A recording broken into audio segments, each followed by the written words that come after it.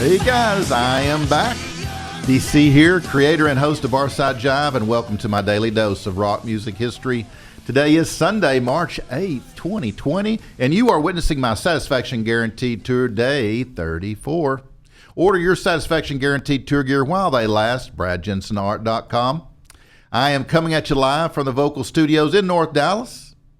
Now let's talk some rock and roll.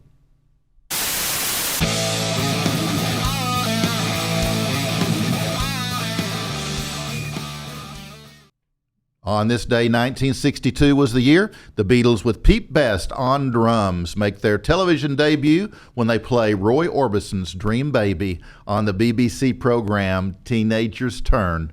It was reportedly the first time they wore suits on stage.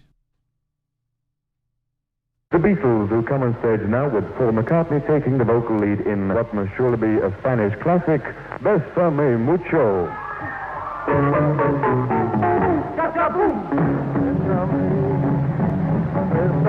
mucho.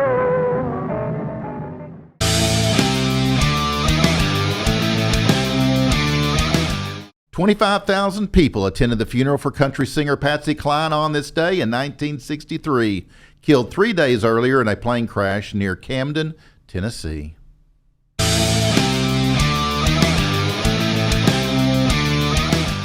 On this day in 1964, the Dave Clark Five make their first of 13 appearances on The Ed Sullivan Show, where they performed their current number 20 hit, Glad All Over.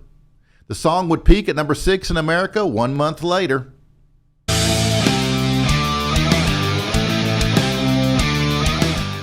Bill Graham, a German transplant, opened the Fillmore East venue in an abandoned movie theater in New York City on this day in 1968 to stand as an East Coast outpost for his burgeoning live concert empire.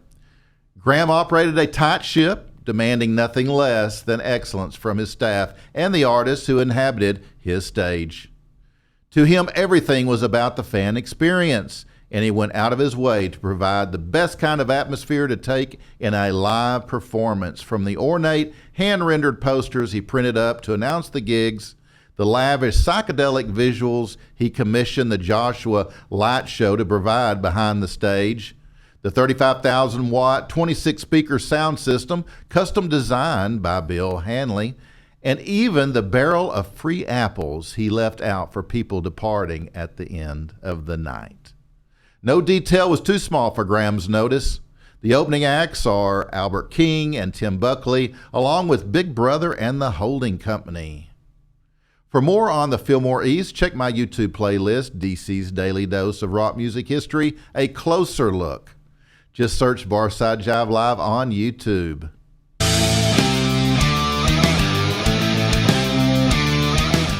On this day in 1973, Paul McCartney pleads guilty to charges of growing marijuana outside his Scottish countryside farm and is fined $240. Paul says that a fan gave him the seeds and he didn't know what they would grow. It was said that those seeds had been sent to you. How did you come to grow them? Yeah, well, we got a load of seeds, kind of in the post, and we didn't know what they were, we kind of planted them all, and 5 of them came up illegal. It's good, Paul.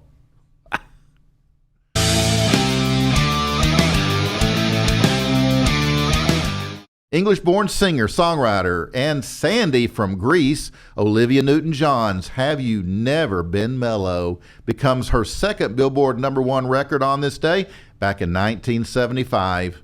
Her first was I Honestly Love You in 1974, and then she would go on to have 3 more #1s with You're the One I Want in 1978, Magic in 1980, and Physical in 1981.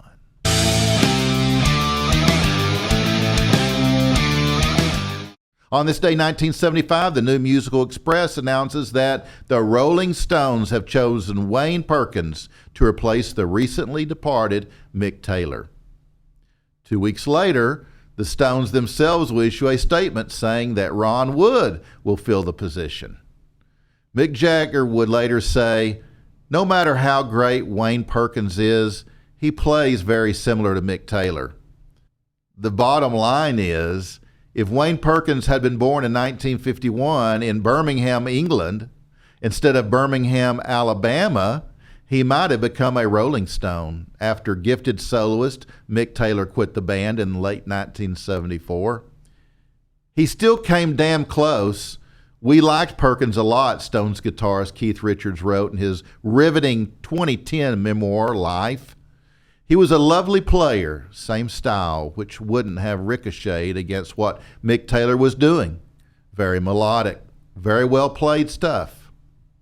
Another American, Harvey Mandel, also ended up on some Black and Blue tracks and was among other guitarists in the running. In the end, rooster-haired Ronnie Wood from pub rock band The Faces won out. It wasn't so much the playing when it came down to it, Richards wrote in Life. It came down to the fact that, well, Ronnie was English. Well, it is an English band, although you might not think that now. And we all felt we should retain the nationality of the band at the time.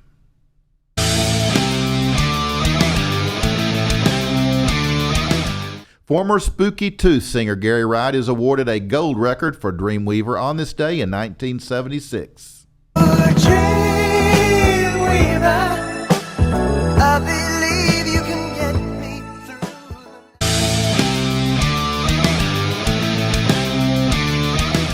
On this day in 1990, Rolling Stone magazine let Jefferson Airplane know exactly how they felt about the group's reforming when they named their new album as the most unwanted comeback of the year. Ouch. The LP featured all of the main members from the band's glory days, but little has been heard from the Airplane since this embarrassment.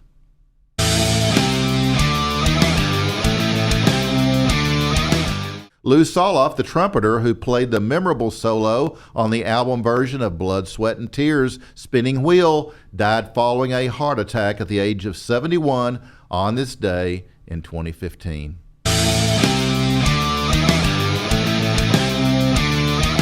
And on this day in 2016, George Martin, who signed the Beatles to EMI in 1962 and went on to produce most of their catalog, passed away at the age of 90. In total, Martin produced 23 number ones on the Billboard Hot 100 chart, 19 of which were by the Beatles. He also produced chart-topping hits for Paul McCartney, Say, Say, Say, with Michael Jackson, and Ebony and Ivory with Stevie Wonder. Elton John, Candle in the Wind, 1997, and America, Sister Golden Hair. In a statement to the press, McCartney said, "From the day that he gave the Beatles our first recording contract to the last time I saw him, he was the most generous, intelligent, and musical person I've ever had the pleasure to know." Well, guys, that wraps my rock history lesson today. But you can wipe those tears from your face, because there's more coming from me to you tomorrow and every day as I peel back those pages of my big-ass rock history book and we explore the past of the rock legends on my Daily Dose of Rock Music. You can catch up on all my Daily Dose episodes as well as all of my content on YouTube. Just search for Barside Jive Live. You can also follow me on Twitter and Instagram at Barside Jive. I do appreciate you hanging out with me today and every day as I do my Daily Dose. Please seek every day to be a hero in someone's life.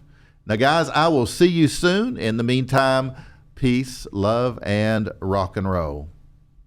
Okay, Boner, play us out. Have mercy. Good night, Bill.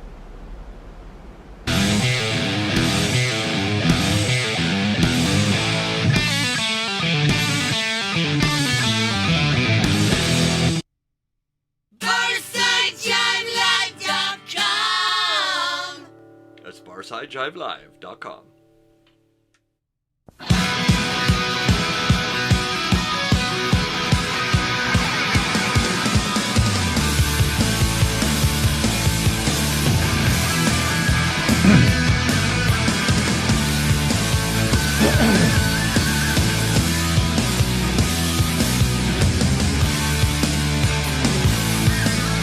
Gotta live fast, gotta stay young, never gonna crash, never